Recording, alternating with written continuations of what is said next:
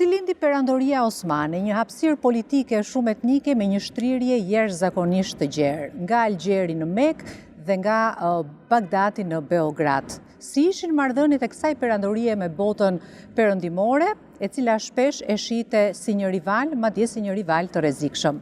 Libri që kam në dorë, Divani i Stambollit, me autor Alessandro Barbaron, është një histori ndryshe e perandorisë osmane. E sjellim në një grush librash me përkthyesin e saj, profesorin Edon Qesari. Profesor Qesari, faleminderit që jeni në një grush librash. Përpara se të flasim për Divanin e Barbaros, dua të ndalem te ky personalitet i botës akademike në Itali që vitet e fundit është ndrruar edhe në një personalitet të botës televizive. Në fakt, autori i librit është një nga arsyet se përse ky libër ja vlen të lexohet.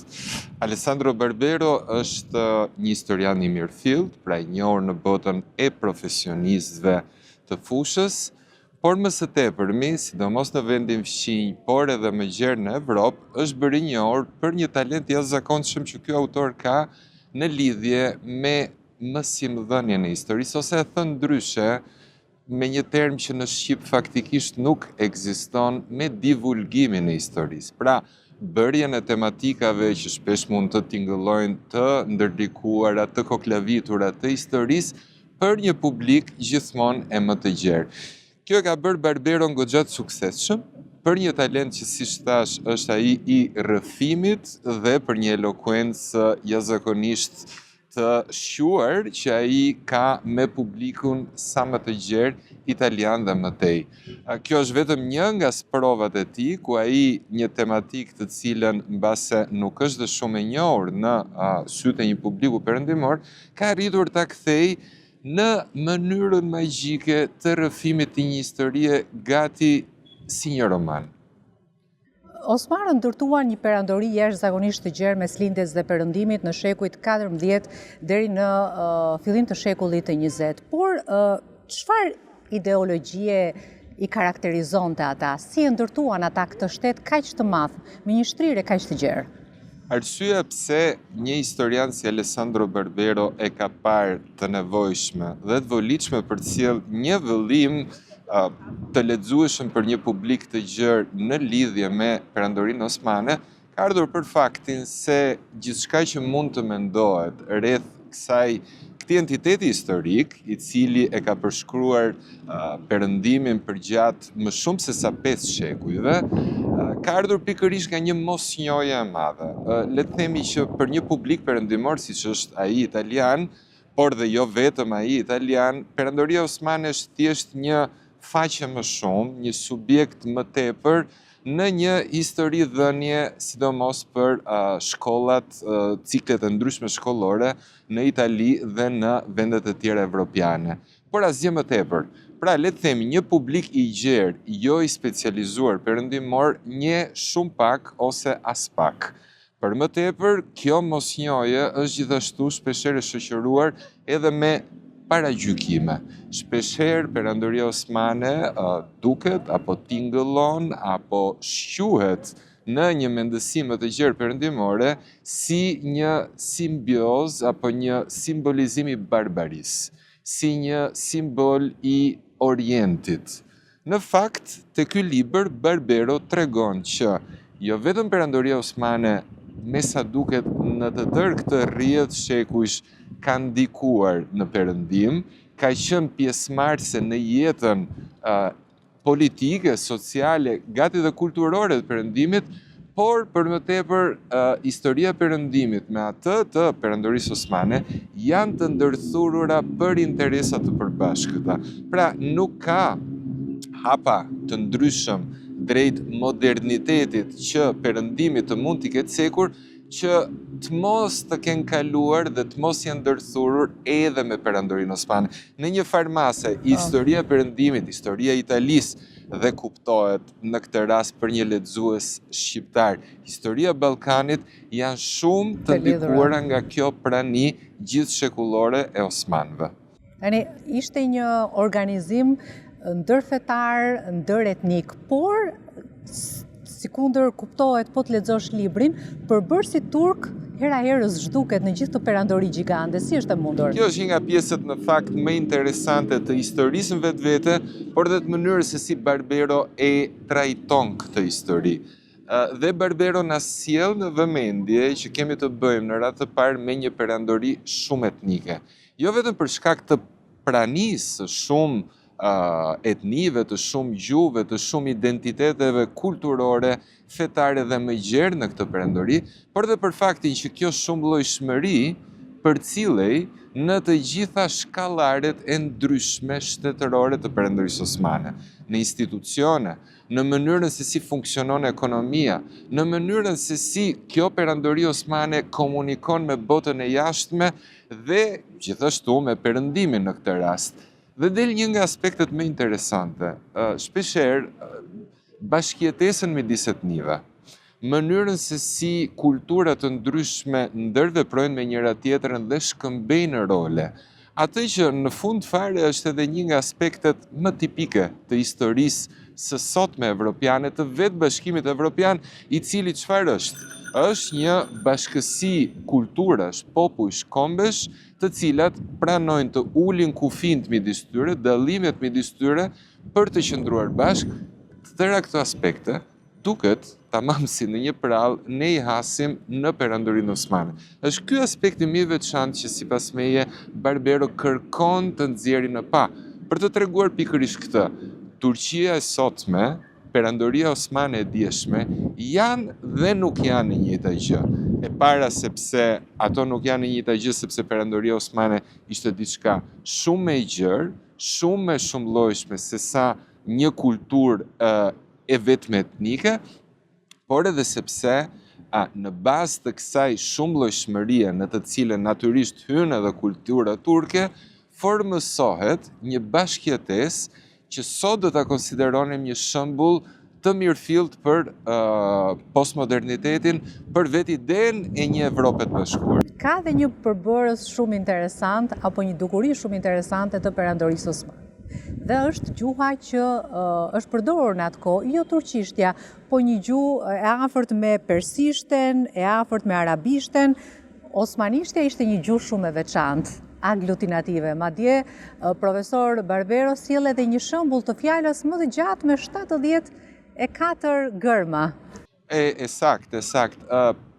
Gjuha e perandorisë osmane, ose më saktë gjuha në të cilën kultura osmane shpreh, ishte ajo që e njohim më saktë si osmanishtja klasike, e cila ka pika shumë të përbashkëta me turqishtën e sotme, pavarësisht se shkruhej në një alfabet arab klasik me ndikime persiane. Por kjo është në të njëjtën kohë edhe për të shprehur një lloj kulture të lartë, që formësohet duke nisur nga Sarajet e Stambollit dhe shkon cek të gjithë ato që janë kufijt, jo vetëm politik, po edhe kufijt e ndikimit kulturor të perandorisë osmane. Në një farmase kemi të bëjmë, mos harrojmë, me një kulturë e cila nga njëra anë është shumë e ndikuar nga klasicizmi arab dhe persian. Por nga ana tjetër kemi të bëjmë me një kulturë që është në kontakt të drejtë për drejtë me të gjithë atë arradh, rrymash kulturore që vinë dhe ikin nga perëndimi, që nga rilindja evropiane, iluminizmi më vonë dhe deri tek ideja e kombit. Ideja e kombit e cila është një përkthim në këtë rast i kombit në perëndim, por që pastaj bëhet në një farmase edhe zhvilluesi deri dhe varhimësi i vetë shtetit osman në fund të shekullit 19 dhe në fillim të shekullit 20. Në kufi mes Azisë dhe Europës, Konstantinopoja, Stambolli i sotëm është kryeqendra e perandorisë osmane. Një perandori e kaq liberale, po të kemi parasysh që lejohej të praktikohej krishtërimi dhe hebraizmi.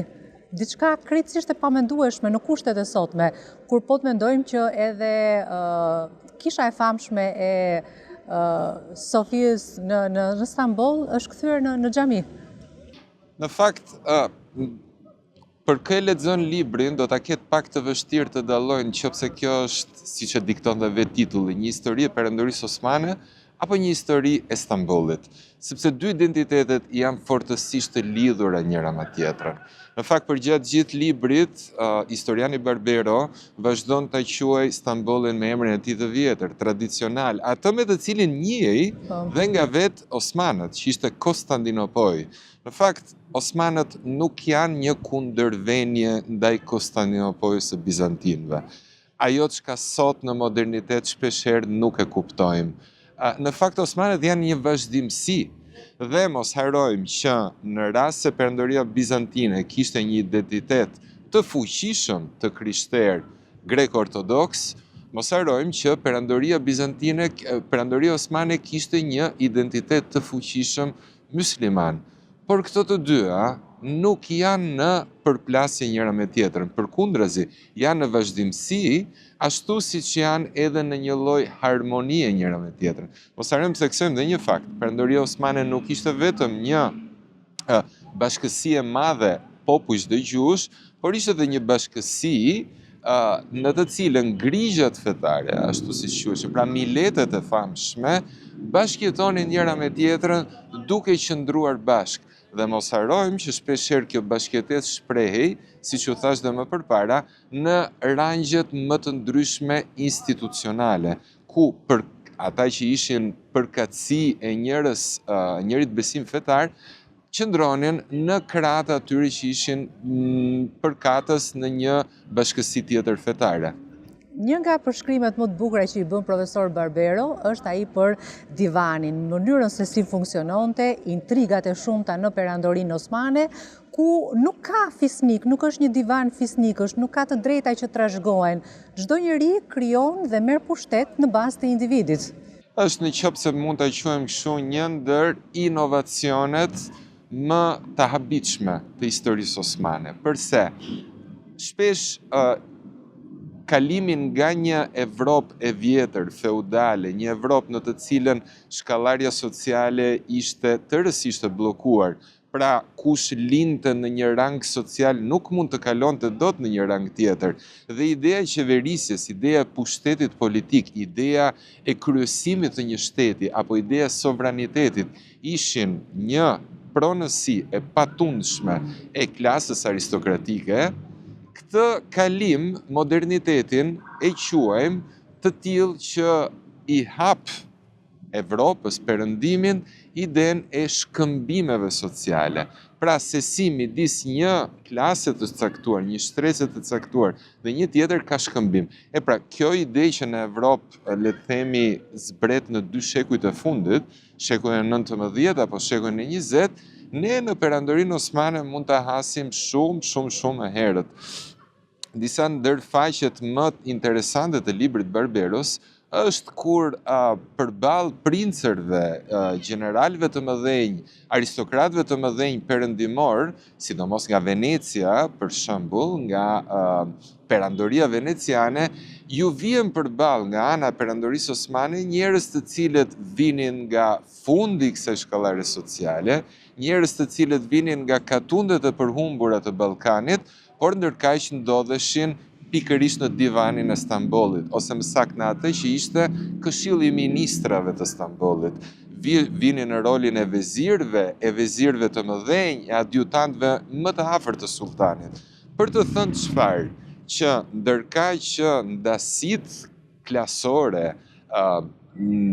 ato që ishin, le të themi, përplasjet më të mëdha midis shtresave sociale në Evropë, ishin në kulmin e tyre, në Perandorinë Osmane gjejmë pikërisht këtë lloj mundësie për njerëzit të cilët të mund të kishin në jetën e tyre suksese.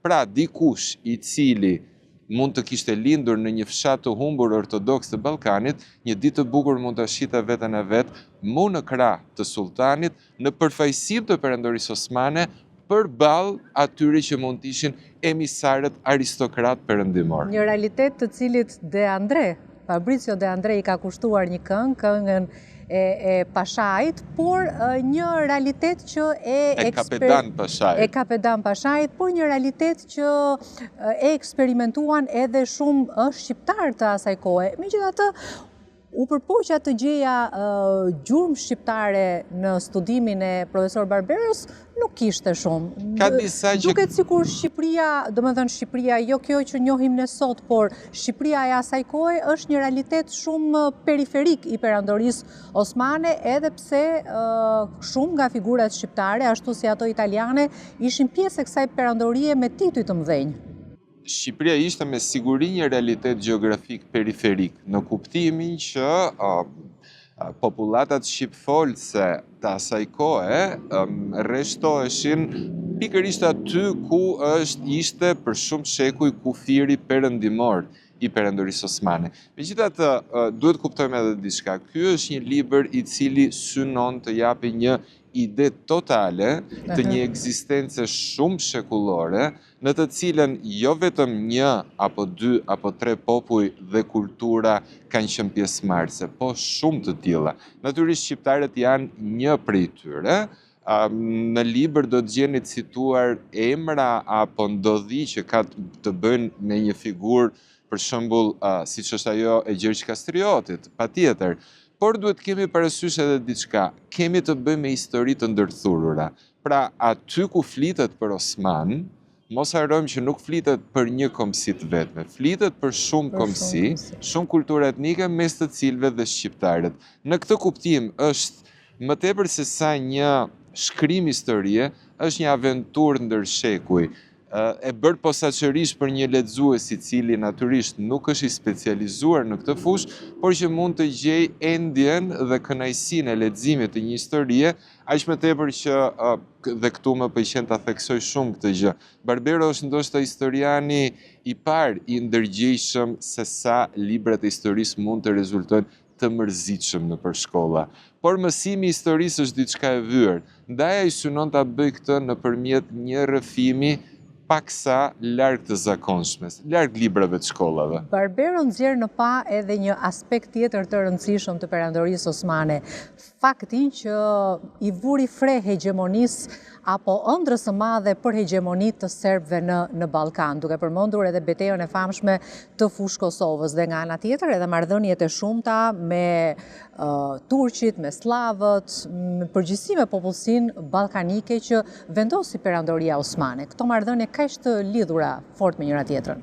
Po, kjo është e vërtet. Sidomos. Është e vërtet, gjithmonë në vijim të asaj që po thoshim, pra që historia perandorisë osmane faktikisht është historia e një shumësie.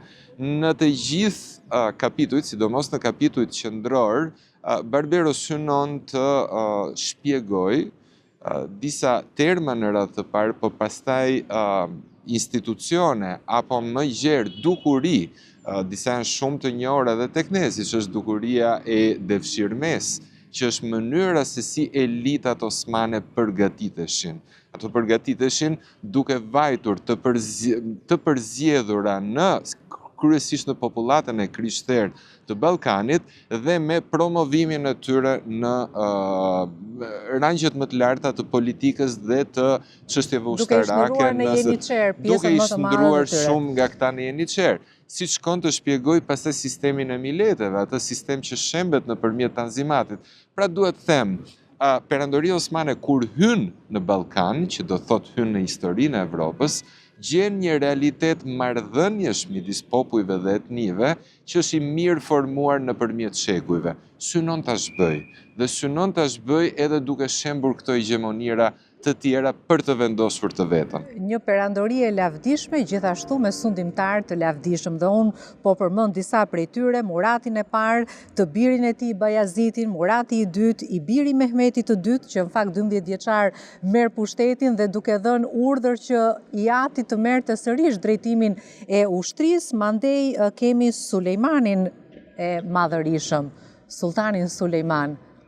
Janë figura shumë interesante, shpesh herë për një publik të gjerë të parë në një sy, gati do thosha romantik, dhe nuk ka nevojë ta theksoj këtë gjë, sidomos për një figurë siç është ajo Sulejmani të Madhërisëm. Të parë shpesh herë nëpërmjet një syri harbut, siç është ajo për sa i përket për shembull Mehmetit të dytë, të quajtur ndryshe edhe Fatihu, pushtuesi. Po ndalem një sekond te kjo figurë e fundit. Mehmeti, që është ai i cili pushton në vitin 1453 Konstantinopolën dhe vendos kryeqytetin e perandorisë osmane pikërisht në këtë ish kryeqendër bizantine, në fakt, në imagjinatën e përgjithshme, në atë që mund të jetë një farsoj mendje formimi kolektiv, edhe në bazë të atyre librave shkollor që u thash, rezulton, siç e përmenda, një figurë paksa arbute. Fakt nuk është kështu. Është një figurë e cila është e dalluar për një le të themi kultivim të artit dhe të poezisë, është një figurë e cila vetë njihte disa gjuhë të huaja dhe komunikonte në to, është një figurë gati e parafrueshme me atë të despotit iluminuar në Evropën perëndimore, që është bashkangjitur shumë emrave të mëdhenj që nga Frederiku i Prusisë për shembull. Pra, duhet të them, shpeshherë ajo çka kemi mësuar për historisë është diçka e cila në këtë libër na rrëfehet që nuk përputhet dhe aq me të vërtetat objektive, por duhet një arti i caktuar i të rrëfyerit edhe të këtyre ngatresave që mund të bëhen, dhe unë kam përshtypjen që Barbero ja arrin me një mjeshtëri të rrallë. Edhe kultura osmane, shkruan Barbero, është pashmangshmërisht humse nëse e krahasojmë me kompleksitetin e madh të kulturës perëndimore, ose thelbësisht kultura osmane nuk vlon nga dashuria për të njohur tjetrin. E megjithatë, ishte dhe ajo një kulturë që kishte tiparet e veta, dhe unë po lexoj se çfarë shkruan profesori.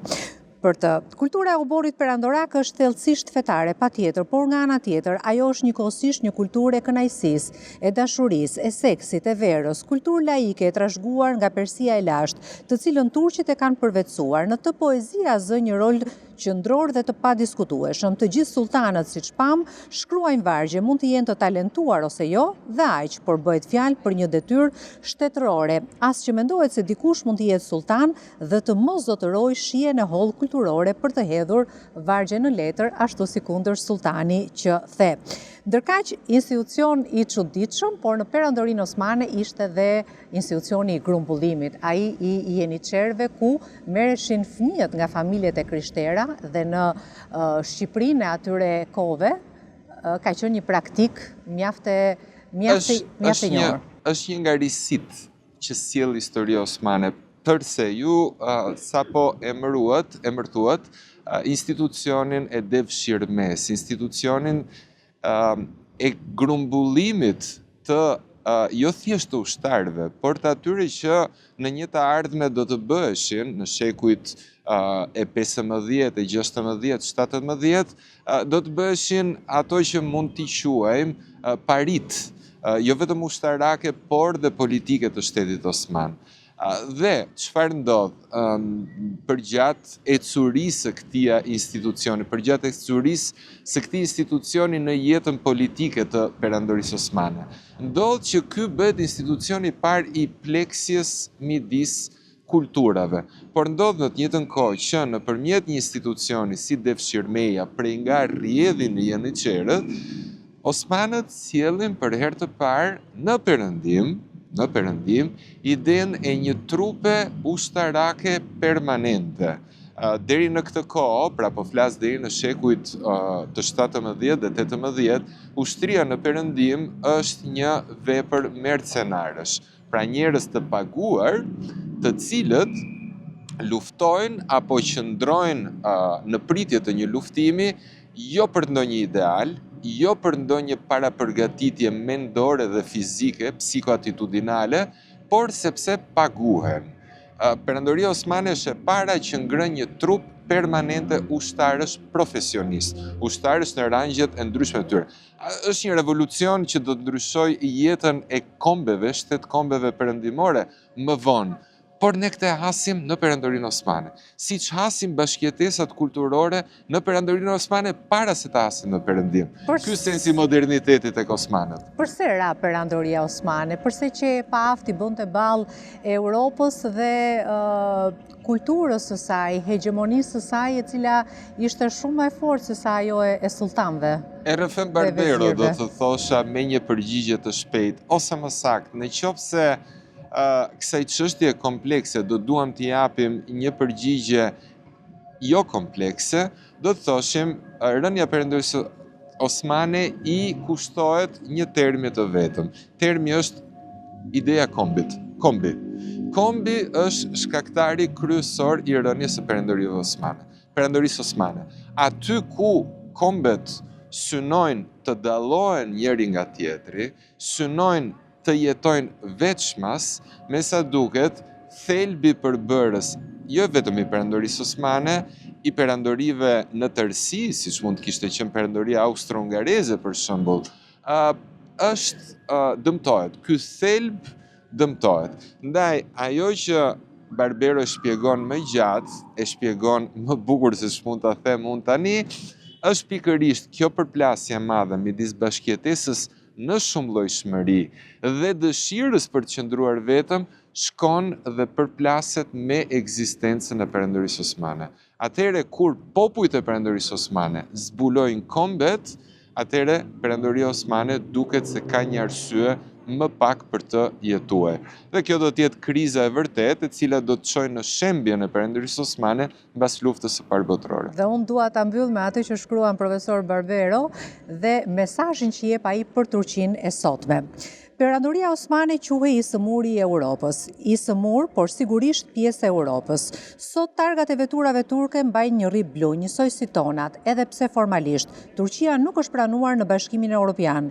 Turqit kanë nisur të vendosin rripa blu nëpër targa si simboli një shprese për diçka që një ditë do të ndodhë. Duket se për qeveritë tona vendimin nëse Turqia është ose jo pjesë e Europës paraqet një problem të pasgjithshëm. Këtu folëm për histori, për të shkuarën dhe jo për të tashmen, dhe kush ka mbërritur deri në këtë faqe mund të gjykoj vetë, nëse të gjitha ato që rrëfyem janë ose jo pjesë e historisë së Europës. Pra, një ftesë për lexim për Divanin e Stambollit nga Alessandro Barbero, sjellë në shqip nga Edon Qesari. Faleminderit që ishte në Një Grush Librash. Ju falenderoj.